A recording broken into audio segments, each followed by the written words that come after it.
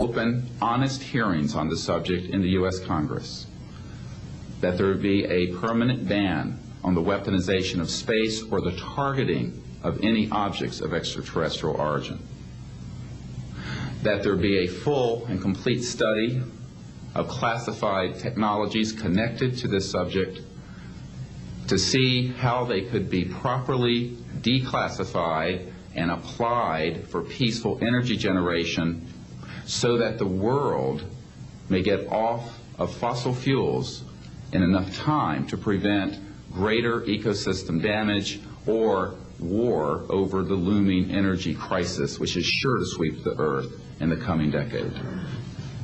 This is a matter of the most pressing import.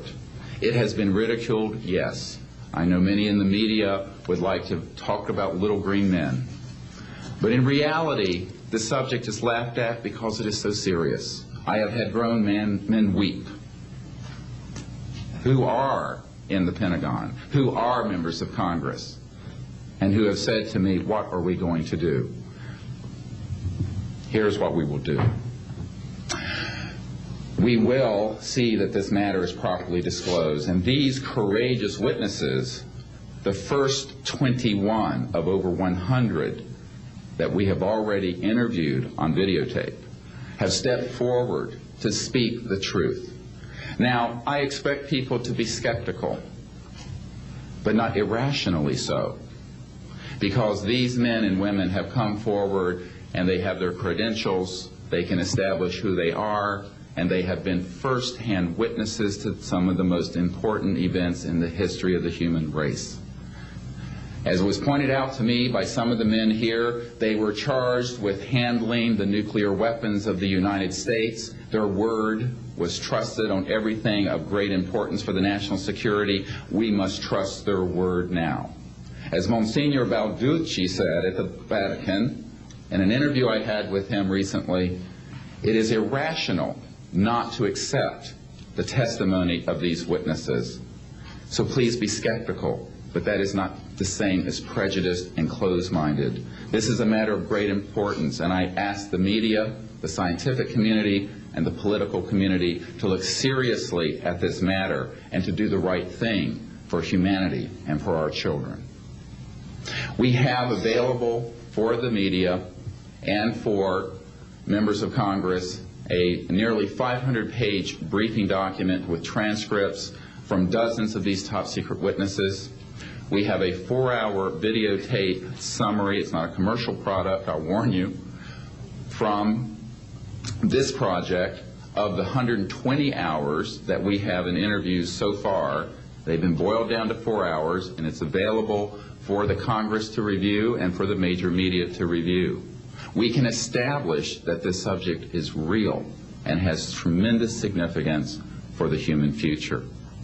I ask on all of you who are listening to contact the members of Congress that represent you and the leaders around the world and other countries and ask them to hold an honest inquiry into this subject to support a ban on weaponizing space, since we are sharing space with other life forms, and that we move quickly as a people to understanding that this is the end of the childhood of the human race. It is time for us to become mature adults in the cosmic civilizations out there. To do this, we must become a peaceful civilization, and we must look as we go into space with an intent of cooperating with other civilizations, not weaponizing that high frontier. The men and women who will speak next will do so in order, beginning on your left. They will introduce themselves. I ask for the media to refrain from questions until each witness has spoken briefly about who they are and what they have personally been involved with or witnessed in their government, military, or government-connected careers. At the end, we will have questions. All of you may ask questions for as long as we can stay here, and we will provide you with all the information that you need.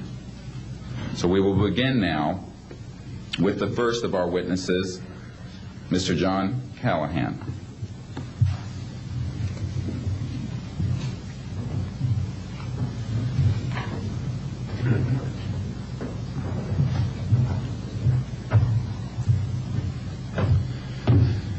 My name is John Callahan. I'm a retired FAA employee. I was the division manager for the Accidents Evaluation and Investigation Division in D.C. About 2 years before I retired, I received a call from Alaska region where the region wanted to know what to tell the media. When I questioned, tell the media what, he says about the UFO, and it went downhill from there. What UFO? It turned out I told him what any government employee would do at that time was to tell him it's under investigation. And then I had him send all that data to the FAA's tech center in Atlantic City. The next day, my immediate boss, service director, Javi Safir, and I went to Atlantic City. I had just purchased a new video camera, and I videoed the event. And in Atlantic City, we had them play back on a scope, you would call it a scope, a plan view display, PVD, exactly what the pilot seen or what the controller seen, and we tied it in with the voice tape so we could hear exactly what the controller said and what he heard, and we taped it. We came back the next day, briefed the administrator, Admiral Ingen, on what happened. He wanted a 5-minute briefing. After we started the briefing, he wanted to know if he could see the video. We put the video on. He watched the video, the whole video.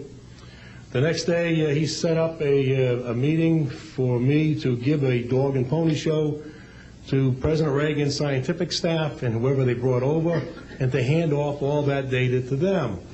That morning in the FAA round room, it was either 9 or 10 o'clock, 3 men from Reagan's scientific staff, 3 CIA people, 3 FBI people, and I don't remember who the other guys were, along with all the FAA experts that I brought with me that could decide or talk about the hardware and the software, how it worked.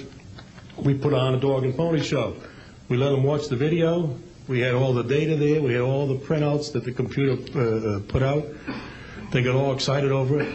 When it was all done, the CIA, one of the CIA men told the people they were now sworn to secrecy, that this meeting never happened and this event never happened. When I asked them why, I thought it was probably just a stealth bomber at the time. He says, well, this is the first time that we have recorded radar data on a UFO, and these guys are going to get all excited, drooling over all this data. I said, well, you're going to tell the public about it? And he says, no, we don't tell the public about this. It would panic the public. He says, we're going to go back and study this. I said, okay. It was what he was going to do. Now, I've told this story many times, and I get sometimes funny looks from people. I have with me the voice tapes of the controllers that were involved, the FAA original tapes. See, after we handed this stuff off to the president's staff, the FAA didn't know what to do with it. We don't separate UFOs from real traffic, so it's not our problem. Okay? I have a copy of the original of the video that we took, which is rather interesting.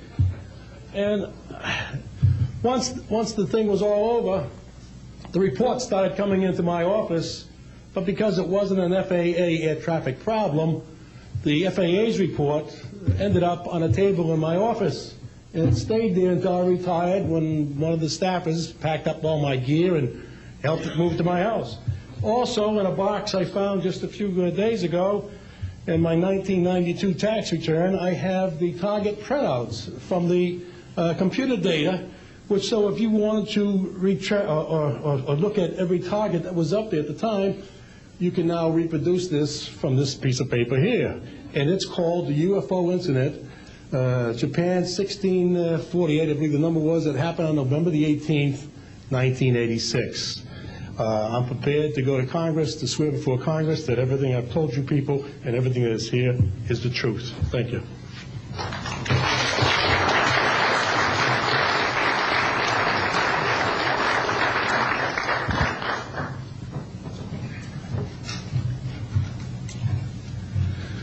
Good morning. I hope you'll pardon me. I'm a little bit nervous. My name is Charles L. Brown. I'm a Lieutenant Colonel, U.S. Air Force, retired, subsequently 7 years with the Foreign Service. I like the name Charlie Brown. A gentleman by the name of Charles Schultz, of great talent, sort of elevated the name